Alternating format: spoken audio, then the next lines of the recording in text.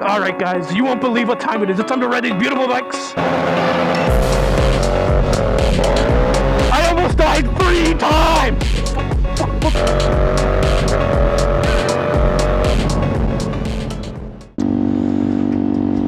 Alright my gaggle of goons, we're back with another video. And you wouldn't guess it, but today we're talking about this bike right here, my brand new CRF250L.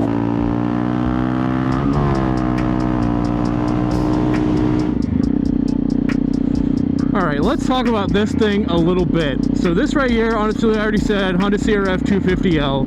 A lot of people wanted me, they were telling me to buy a CRF300L, right? And, you know, I would have done that if they weren't so damn expensive. Like, I don't have all that money, you know what I mean? So, I kind of went with this. This is like the precursor to the Honda CRF300L, right? Is this 250. So, I don't know. I don't know. I think this bike has a lot more character than that does, though. It's a little bit more, you gotta push this bike a little bit harder, right? But yeah, let's get into like the meat and potatoes of this now. So, this bike is a 249cc in liquid cooled bike. Oh, this is a real speed bump, Jesus Christ. And it's got about 27 horsepower, 17 foot-pounds of torque, so it's nothing crazy. Honestly, if you were to get this as like a first bike, it would be pretty good as a first bike. It's like super hard to stall unless you're really not paying attention. And you gotta really ring it out to get any speed out of it, right? You don't want to do it too much in this neighborhood. See if I know where it's taking me out. I'm kind of exploring while I'm doing this too, so. Alright, now I had to pull over to remember exactly what I wanted to say here. But, I mean, yeah, look at this thing, right? So this isn't the brand new one by any means. It's got about 6,000 miles on it, right? Which is pretty good for one of these, pretty low. But yeah, I mean, I was looking at the prices of the 300Ls, and I couldn't justify spending 5,000 bucks on a little 300cc class bike, right? And then I see this that's like 3,400, and I was like, alright, yeah, this is the one, man. This is the one. This is probably the bike I'm gonna learn to do. I'll do all my dumb stuff on, all my schwheelies and all that stuff. And I mean, while we're also here, let's talk about the suspension a little bit. I mean, it's got the inverted front forks, and it's got a nice monoshock in the back.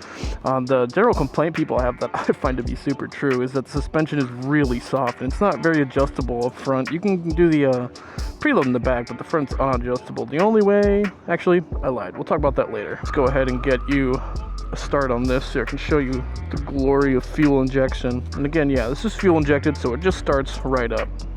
Now my particular one has a little bit of an idle problem, but I'll probably explore that in another video. But for now, it starts right up. All right, let's get out of here.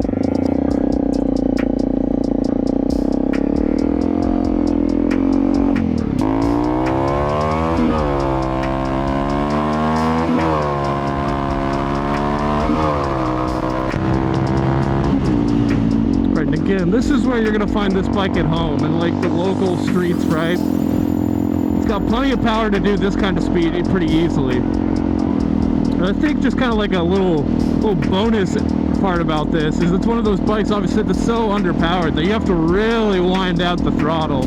You know, and you've got to use every single gear to get up to the speed you want to be in, right? And I find myself pretty often being like, oh, I'm already in 6th gear, you know, after using and riding the R7 for so long. I find myself wanting a little more, but then remembering that's not the kind of bike this is. And with it too, you feel like you're going a little faster than you are. Like, I'm like, damn, I feel like I'm moving just because it's so light and maneuverable. But like down, it's like, oh yes, you're doing 40 miles per hour, and it's like, yes, I see.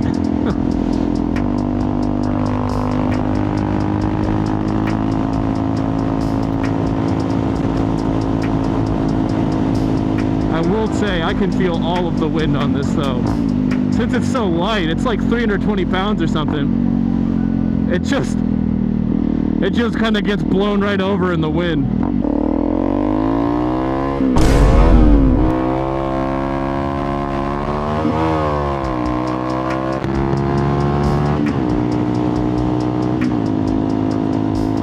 Totally did not miss 2nd gear there at all.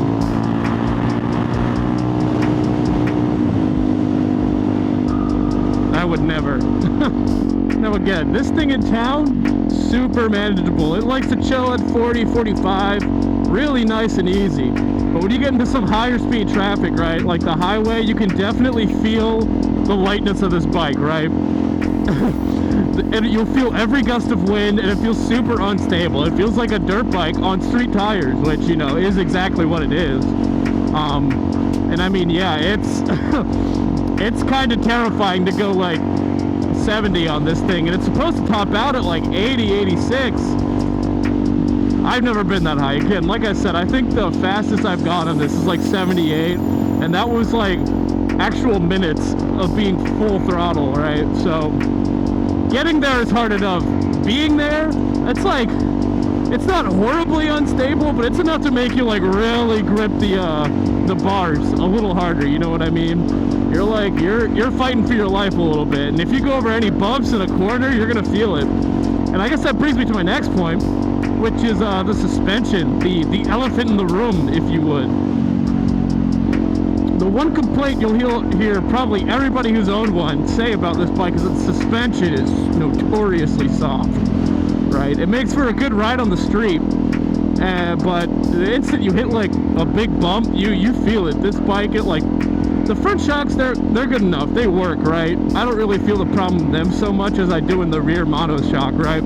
Because the rear monoshock, it like with any big bump, it'll just bottom out and it'll start bucking. You know, somebody sitting there like, you know what I mean?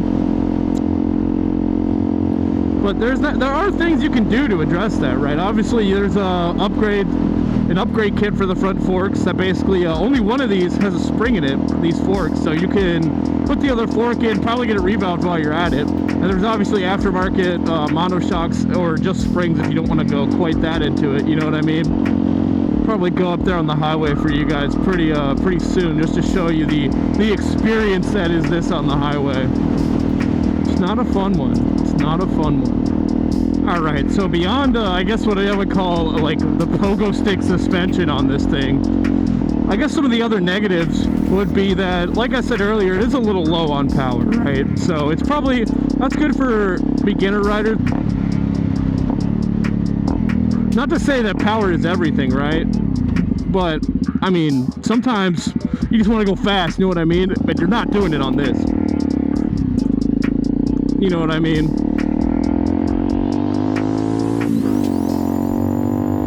Because you really do have to go through every single gear in this gearbox to get it going. Another thing that might be a little harder to approach for this bike is going to be the seat height. I mean, for me, I'm 6'3", so it's not too horrible, but I mean, it is still kind of a dirt bike. It's not as high as like a dedicated enduro racer or something like that, but the seat height is still pretty freaking high, right? So if you're a shorter rider, it might be a little hard to flat foot this thing.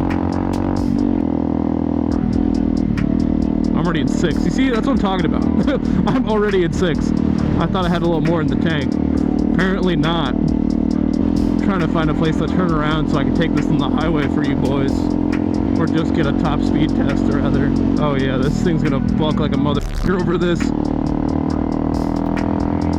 Alright, we're getting on the highway now so I can show you guys this beautiful, beautiful experience that is this bike on the highway, alright? And when you're higher in a gear, it's definitely noticeable because your starts vibrating like crazy. Remember, this turn is really sharp, so I don't want to go too crazy on it.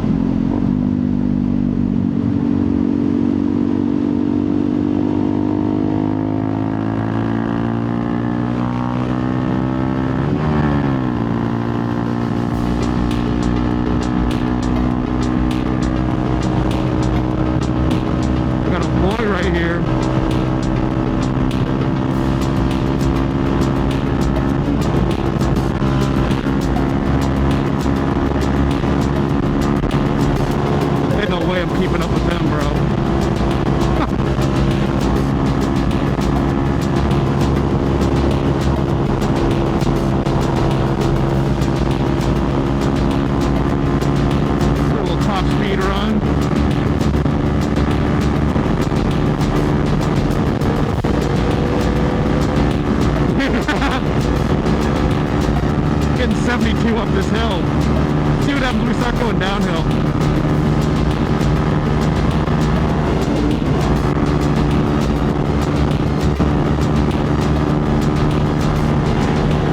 Alright, I'm gonna let off. I'm going really fucking fast on this thing. I'm telling you boys, doing like 70 on this thing is a high cortisol experience, bro.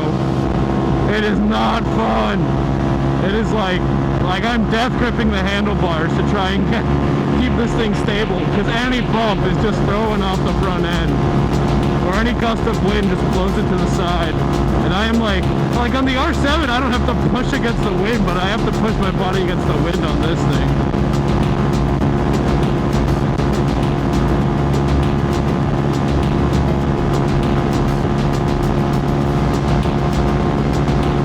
Alright, we'll get off right here.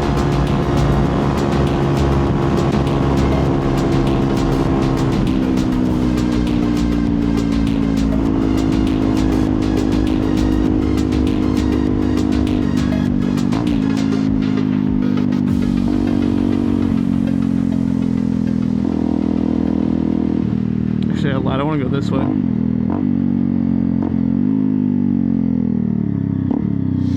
Don't exactly know where I am, but I think if I go left, I'm going the right way. If I remember correctly, yeah.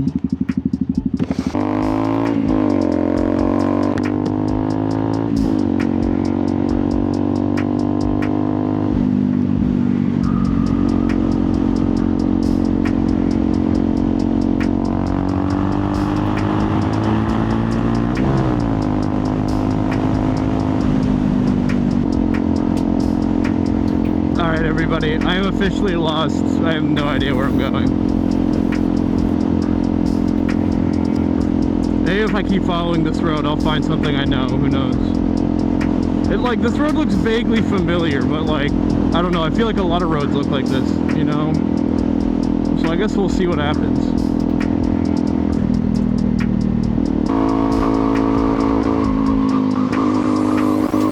God, there's so much wind.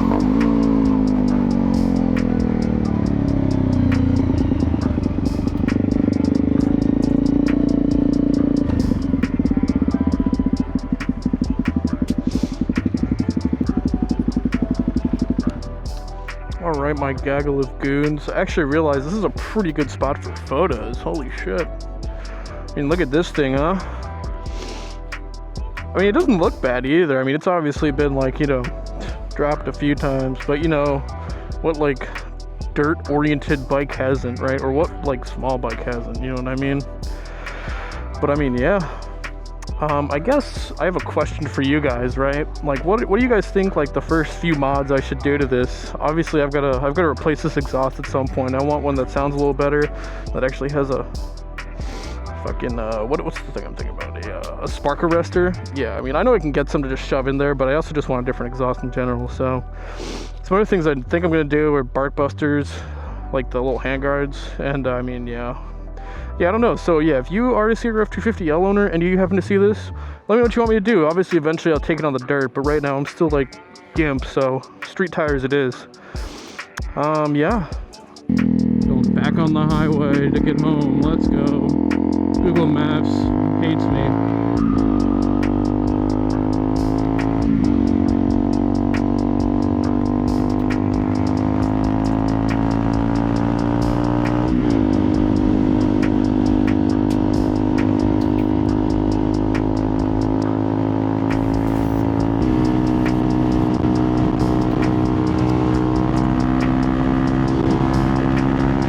Happy I saw that bump. Jesus Christ.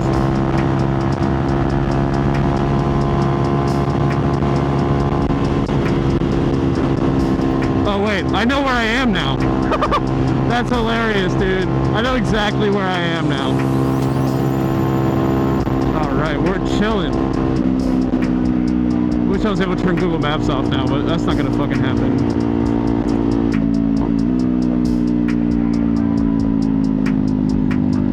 Slowing down for the exit, huh?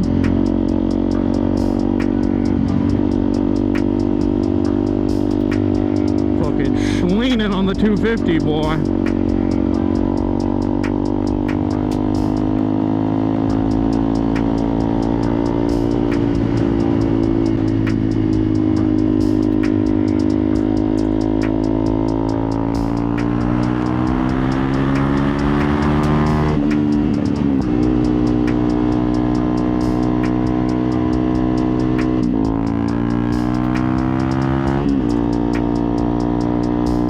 again, this is the environment that this bike thrives in right here.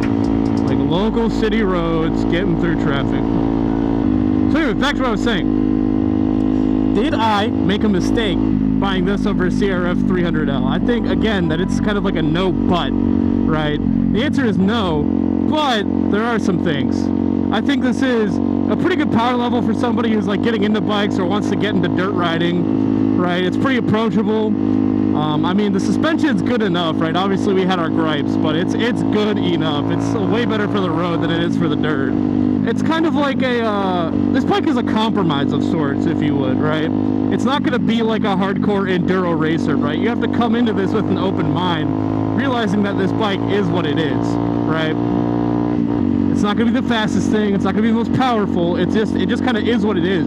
But you can't take away the upsides of this bike, though, right? That it's like reliable, bulletproof, and as long as you do the maintenance, you're going to have absolutely no problems. You know what I mean? And I guess, you know, to drill it home, really beat a dead horse, the suspension is really soft. It is probably my biggest gripe with the bike. I mean, even sitting on the bike, it sags down like 4 inches just because I'm a heavy ass motherfucker, dude. I'm like 250 and 6'3". I'm a big boy.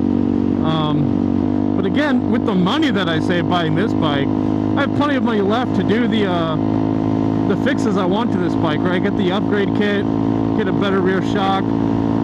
It's a no-brainer, honestly. But yeah, that's probably where I'm going to end this video for you guys. You know the drill. If you liked the video, hit that like button. If you didn't like it, dislike the video. Don't like to see it, but I gotta know if you like it or not. You know what I mean? If you don't, I'd rather you tell me. You know, obviously smash that subscribe button, turn on notifications, hit that bell. That way you make sure you see everything. And yeah, I will see you all in the next one.